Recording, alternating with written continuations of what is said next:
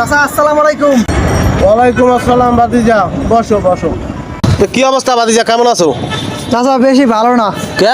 ব্যবসায় লস খাইছি। ও, ব্যবসায় তো লস খাবাই, প্ল্যান না থাকলে। এই জন্যই তো চাচা আইছি, একটা প্ল্যান দেন না যে কেমনে ব্যবসা উন্নতি করা যায়। জাগা মতো আইছো ভাতিজা।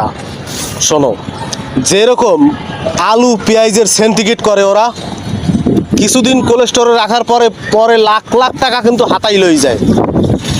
সেম সেম বুদ্ধি খাটাইতে হবে তোমার।